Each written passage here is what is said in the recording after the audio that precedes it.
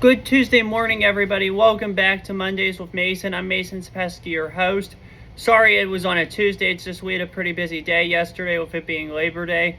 I had to get caught up on some schoolwork and get ready for the week of school this week. And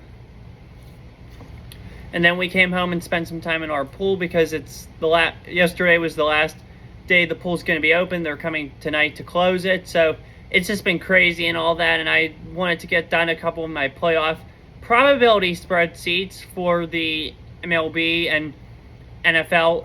I also, on the side, it's my own, but I also do, every week I do an MLB playoff probabilities chart. I have each team, I have their record, I have their percentage chance to make the playoffs, their odds to win percentage chance to win the division, percentage chance to win either the AL or NL, and World Series percentage chance. I did that for NFL too. I will share that with you actually. I just by thinking of it, I'll do it on the video. If we have time, I will do the MLB one as well. But for the NFL, I do their current record, their projected record. After every week, I'll go and predict the rest of the season. For that on the website I use, which I'm going to get to here in a minute, and then I do chances to make wild card round, chances to chances to win the division, or chances to make the play. Chances to make the playoffs, chances to win your division, chances to win the AFC or the NFC, and then your chances to win the Super Bowl. And later in the year, probably not till after November the 1st, but I'm just by thinking of it now, I might actually go back and do chances for a top 5 draft pick for the teams that aren't supposed to be very good this season, Arizona, and get their percentage chances of getting top 5 draft picks, in my opinion. But I will go through the NFL chart for sure as I do go through today's episode with you all. And if we have time at the end, like I said, I will do the MLB one with you too. But as I had mentioned, today's episode, or as I had mentioned last week, if we had no topic, today's episode would be my NFL predictions for the season. Well, guess what? We don't have I couldn't find a topic for this week. So guess what we're doing? My NFL predictions for the upcoming season. I have my tablet right up here beside me with them all on it. So I'm just going to periodically look over to that if I can't remember something. Most of them, actually all of them, I'm going to have to look over to the tablet just to see it. And then after I read it to you, I'll just talk about the team real quick and offer my take on some things. So without further ado, welcome to my 2023 NFL predictions episode here on Mondays with Mason. And we are going to get started this week with actually, you know what? I'm going to move this tablet over here. I'm going to move this tablet over here so it's easier for me, and it's easier because I don't have to always look up there. But first off, we're going to start here with the AFC East. The team I think will win this division with a record of 15-2 are the Buffalo Bills. A lot of people have said Buffalo is going to fall off this year, and I can totally 100% see Buffalo falling off this year and not having a very good record at all, especially if Allen and Diggs are unable to connect. But I think this team is still loaded all around. They have Gabe Davis, Khalil Shakir, if that's how you pronounce it.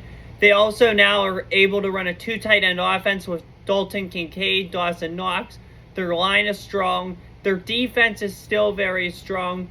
They continue to build. The only uncertainty there's 2 uncertainties for the Bills. Whether or not James Cook can be a workhorse running back and get up there with the elite running backs in the league. And also if Stephon Diggs is going to play the full season, or if he's going to continue to be a crybaby. Crybaby, as per se, and demand a trade out of Buffalo, as he did with the Vikings just 3.5, 4 short years ago. I don't know which one. But as I said, Diggs is a crybaby. It upsets me a little bit because of that. Because I've always been a big fan of his. And I always tell this story to people if they ask. But actually, I grew up my whole life before I decided I was going to go to Pitt. I was a Penn State fan, believe it or not, because my dad went to Penn State, and we went to a lot of Penn State football games, and I always liked the camp or the atmosphere of the football games, and I was just always a Penn Stater, always taught to be a Penn Stater. But yeah, I decided to go to Pitt, and now I'm okay with Penn State. I'm not a diehard Penn State fan like I used to be. I'm just okay with them. I have a lot of friends that go up to Penn State, so I hope they do well for this year in football. But they look good Saturday night, defeating West Virginia, where I also have my fair share of friends at, 38-15. That was a good win for the Nittany Lions. But yeah, I will get in, if we have time at the end of the video, I will get into more why I chose Pitt over Penn State and the MLB stuff. But anyway, here's where the story's heading. My first Penn State football game was against Maryland, November 1st, 2014. Stefon Diggs was on this Maryland team, and Stefon Diggs absolutely torched Penn State's secondary. Maryland won the game. I think it was like 20-19, something like that. But Maryland won it on a field goal at the end. And it was the player that stood out to me from that game, from the Terrapins, was Stefon Diggs. I was like to myself, this man's going to be really good at the next level. I can't wait to see him play at the next level. Later that spring, he was drafted in the 5th round by the Minnesota Vikings.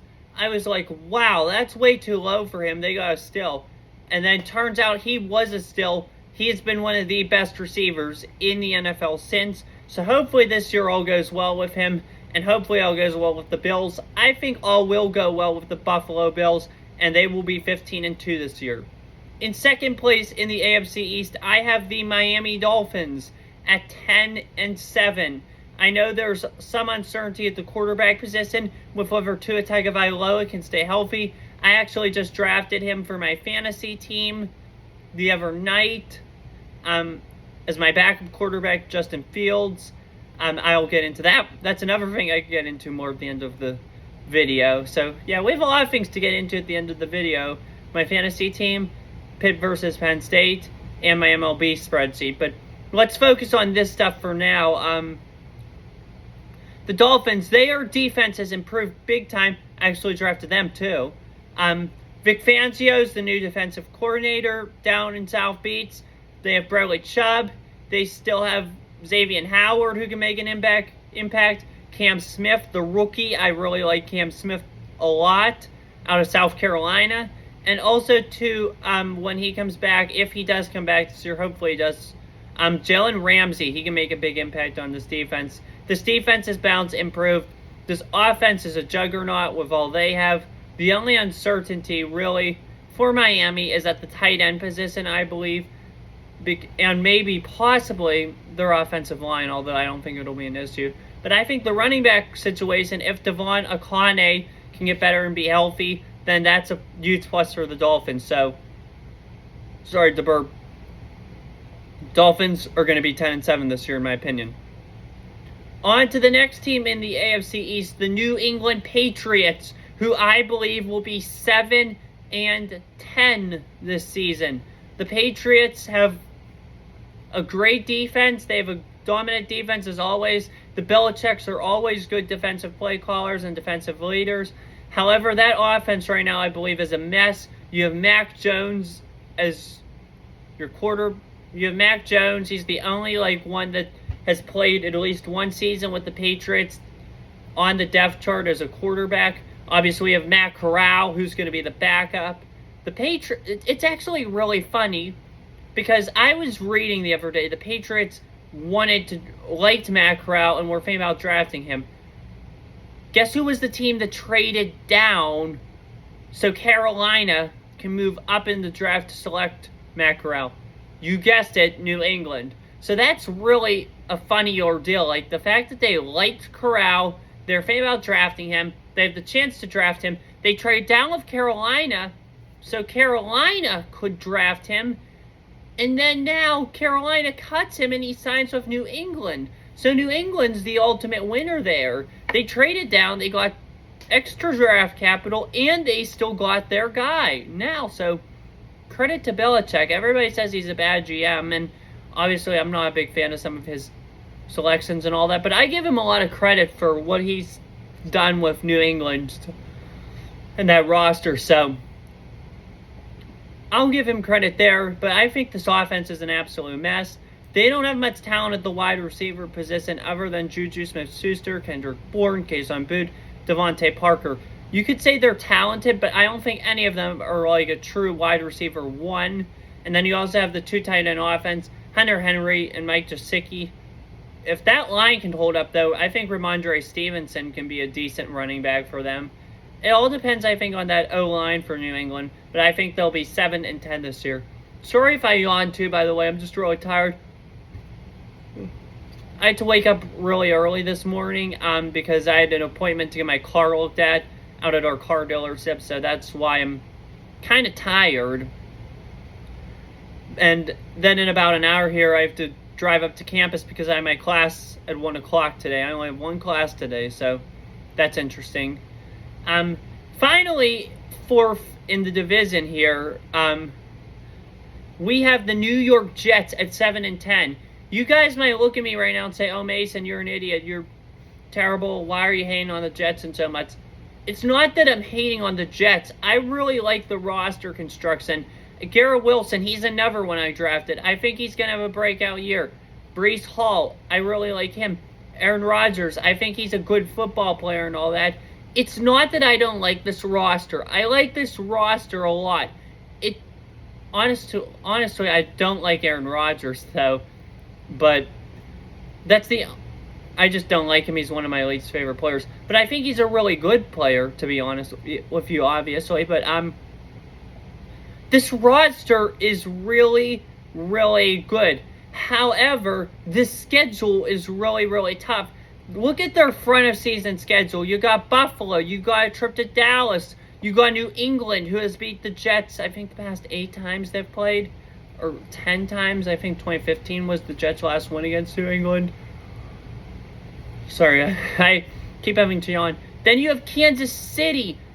Then at Denver, which is going to be a really fun game. And then Philly. Then your bye. So you have a really tough schedule before that bye week. I have them going 0-6 in those first 6 games. They'll be lucky, I think, if they win 2 games.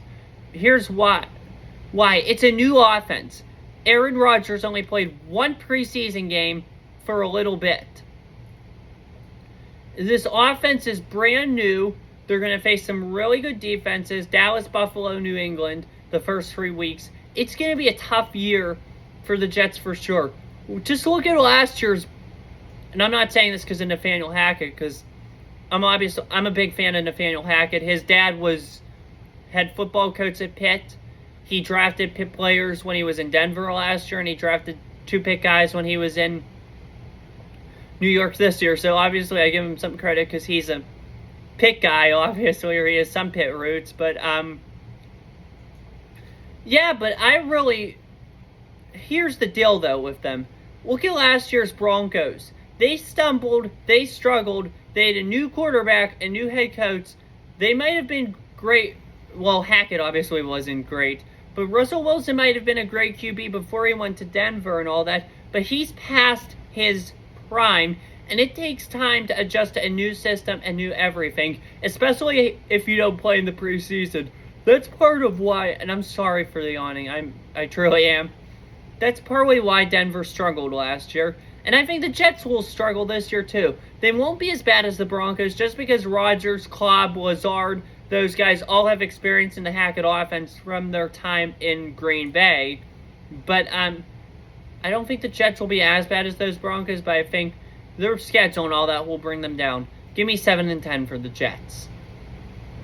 And if things don't work out for Hackett here, maybe, just maybe, he'll be able to get a job on Pitt's coaching staff, which would be kind of nice, because I kind of like him, and I would love to have him on Narduzzi's staff at Pitt, because I hate to say this right now, but Pitt kind of needs some help, because we have a tough game this week against Cincinnati, which I'll get into more Saturday on my Pitt game day. So, sorry I'm getting so off task here. It's just, there's just things that are coming up that I'm thinking about, and I just want to say them. So, yeah. Now on to the AFC North here. We got the Bengals at 14-3. That's my first place team and who I think will win the division. I think it's hard to go against Cincinnati.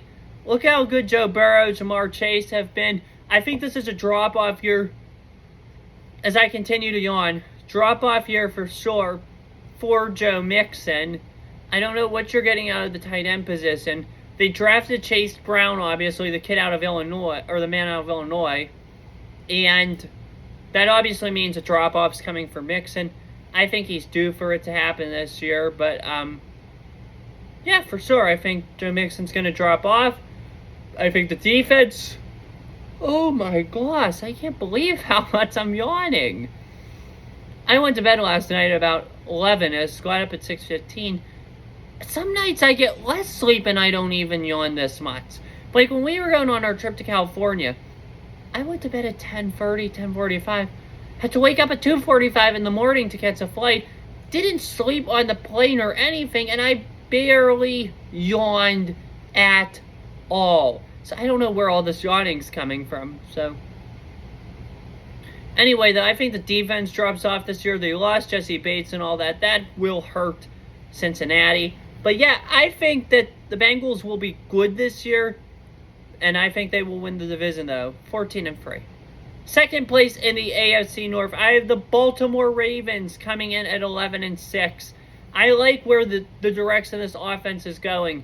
I can see a decline, though, from Lamar Jackson. However, I think there's just been so much improvement with this team.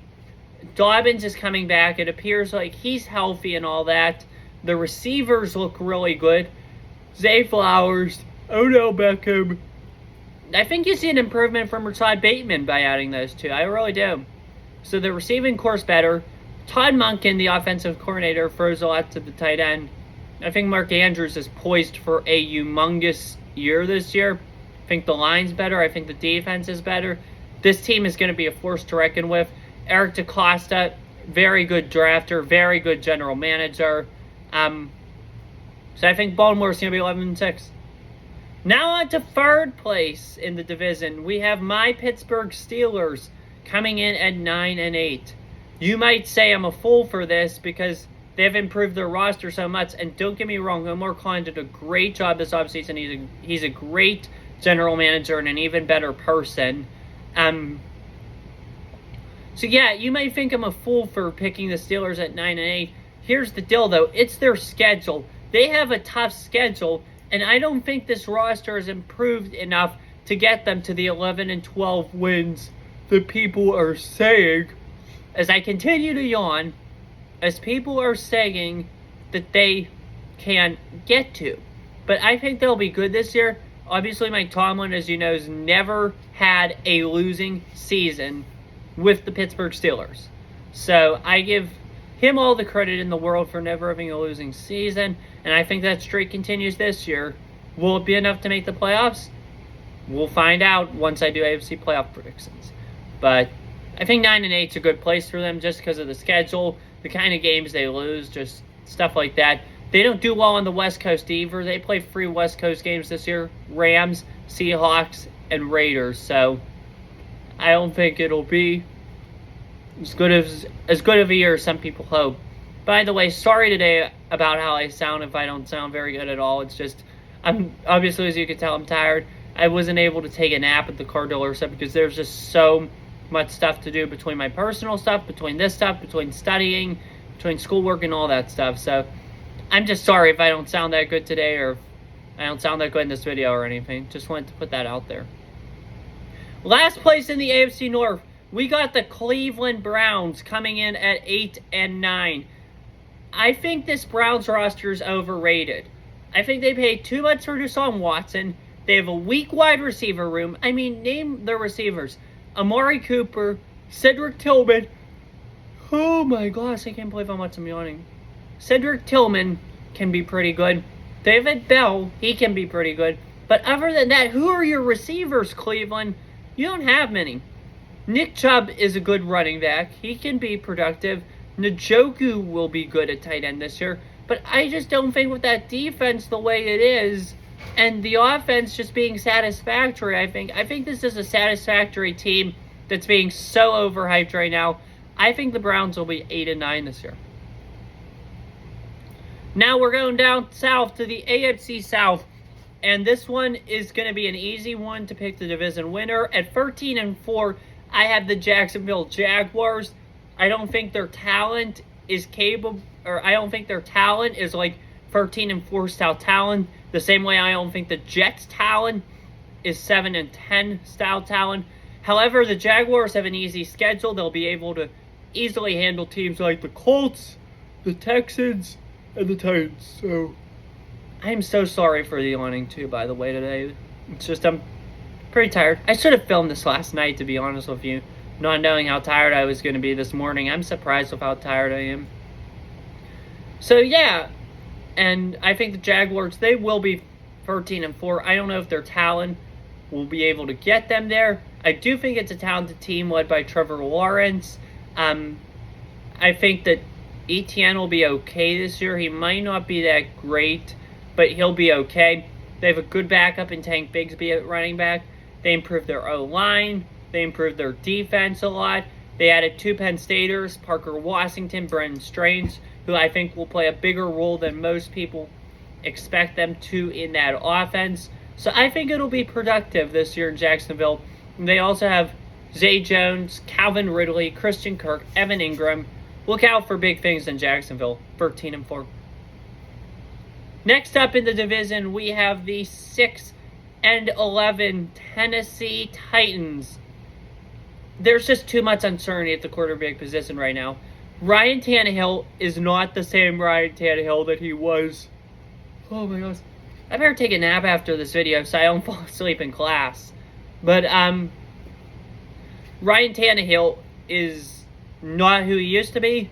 We haven't seen much out of Malik Willis to determine what kind of quarterback he will be. Will Levis, I think the sky's the limit for Will Levis. He reminds me so much of Josh Allen. I don't know why he's third string on that depth chart. I would say by the end of the season, they're going to give him a chance because of how much he impresses. That was an absolute steal by the Titans.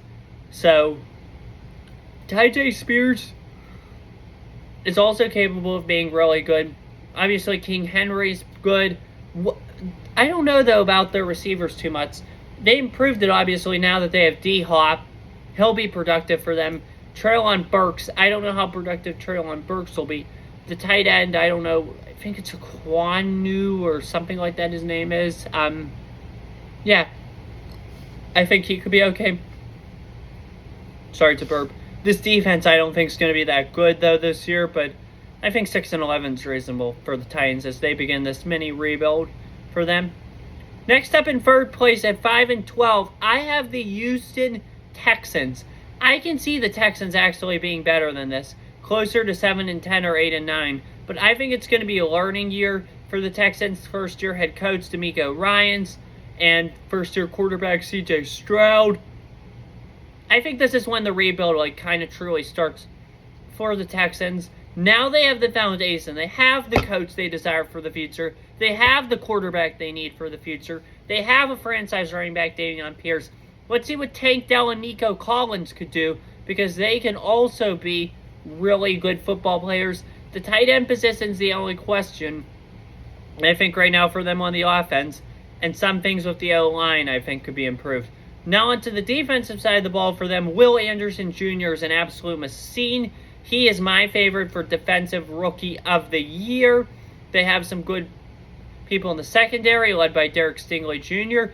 I think this team could sock some people, but for now, I have them at 5-12. Last place in the AFC South, and with the worst record in the league, I believe. I think this team is worse than the Cardinals. The only position that you can say they're better in are quarterback, running back when Taylor's healthy, maybe wide receivers. Actually, I take that back. They might have a better roster than the Arizona Cardinals, but I don't know. There's just too much uncertainty with this team, especially with a rookie quarterback in Anthony Richardson. At a whopping 2-15, I have the Indianapolis Colts. This team has a tough schedule. They're beginning year one of this rebuild, and I think the 2-15 is where they're going to be, unfortunately, this year. Obviously, I could see them being much better than this. as I continue to yawn, I can see the Colts being much better than this. I could see them getting to 5 or 6 wins for sure. I don't think they'll get there just because of their schedule, just because of their roster. I think that Shane Steichen needs to come in and be able to develop this roster the way he wants it to. He has done that so far, but he only had 7 or 8 draft picks. I don't know how many picks the Colts had.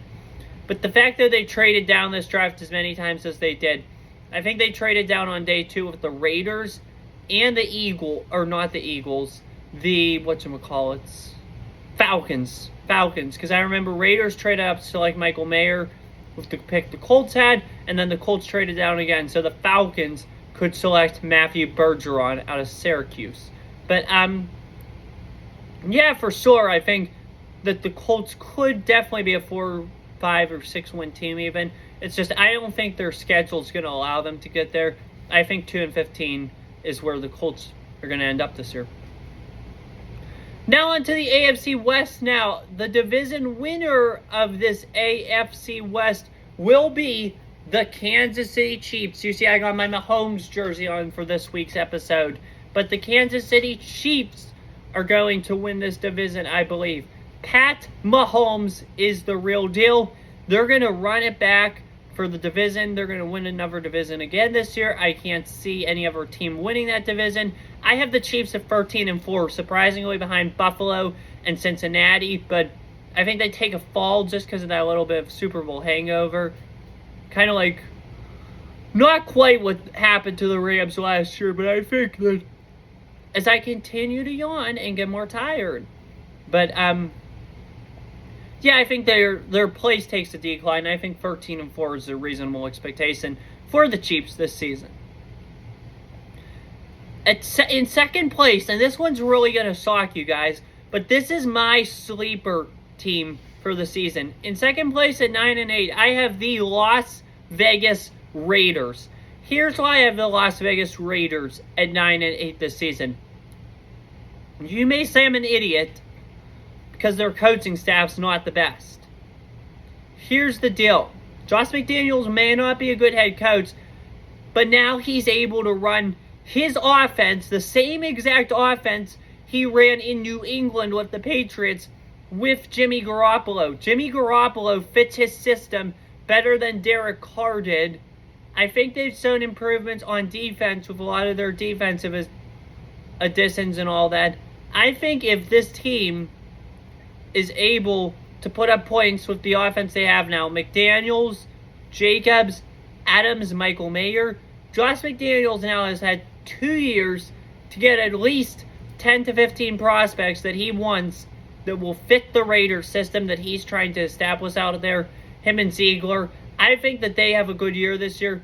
I think they're going to be 9-8 and sneak into the playoffs.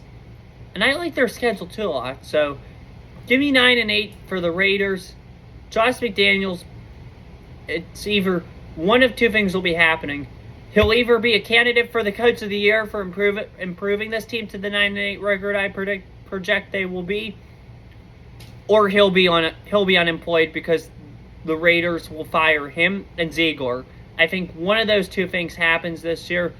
I think that the Raiders will be 9-8, but I think he will avoid the hot seat another year. But give me 9-8 for the Raiders. Also 9-8, I have in third place the Los Angeles Chargers. You may say I'm an idiot for picking the Chargers at 9-8. Look at it this way. Brandon Staley's not a very good head coach. I think after this year, as I continue to yawn, I don't know what's going on with me today. But Brandon Staley, I think he's 9-8 this year. I think this is his last year. I think he'll get the boot in Los Angeles at the end of the season. You may say, why are you picking them to be 9-8? Here's why. The offense, it's going to be a change for them. They have Kellen Moore now as their OC. I think Herbert's due for a decline this year. Eckler's due for a decline this year. You never know about Keenan Allen, Mike Williams, if they could stay healthy. I think Quentin Johnston, really like that draft pick out of TCU. He's going to have a big year. He's another one I drafted on my fantasy teams.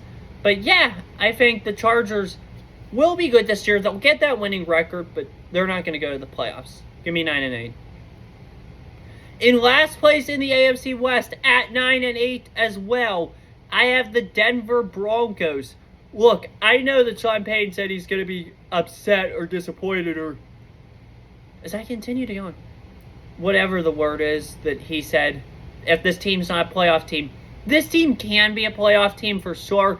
I don't think they will be a playoff team just because I don't think Russell Wilson is the same quarterback he was. We were at that preseason game in Arizona, and there's a video on it. It's in there somewhere. I think it's called Cardinals Come Back to Stun Broncos. The date is August 11th, so if you want to watch that video as well, I highly recommend you do. I highly recommend you tune into some of my other videos too, because they're all really good. So, yeah, for sure. But I think the Broncos will be 9-8 this year. I don't think Russell Wilson is going to come back to the form he was in. I think Javonte Williams, Jerry Jeudy have big years. I think the defense keeps them in a lot of their games. But I think 9-8 is where the Broncos are going to be this year. And it'll all come down to 2 losses in weeks 1 and week 18 against the Las Vegas Raiders. So 9-8 I think is where the Broncos are going to be. I can see this being a 10 or 11 win team though, because of Sean Payton's leadership. But I think 9 wins is where the Broncos are going to end up with this year. So yeah, here's my final standings rundown for the AFC. Being the 1 seed in the AFC, I have the Buffalo Bills at 15-2. The 2 seed, the Cincinnati Bengals at 14-3. The 3 seed, the Kansas City Chiefs at 13-4. The 4 seed, the Jacksonville Jaguars at 13-4. The 5 seed, the Baltimore Ravens at 11-6. The 6 seed, the Miami Dolphins at 10-7. The 7 seed, the Las Vegas Raiders at 9-8. 8 seed, Pittsburgh Steelers 9-8. 9 seed, Los Angeles Chargers 9-8. 10 seed, Denver Broncos 9-8. 11 seed, Cleveland Browns 8-9. 12 seed, New England Patriots 7-10. 13 seed, New York Jets 7-10. 14 seed, Tennessee Titans 6-11. 15 seed, Houston Texans 5-12. 16 seed, Indianapolis Colts 2-15. And shout out to playoffpredictors.com. That's the website I use to do those predictions. Raymond Lenoff, I think his name is. He does a very good job with this. So any website, if you want to make these kind of predictions, just hop over to playoffpredictors.com. That's where I do mine. I highly recommend you do yours on there. So yeah, for sure, absolutely consider that. This episode's going to have to be divided up into 3 parts. The next part of it will be my NFC predictions, and the final part will be my playoff predictions for all you guys.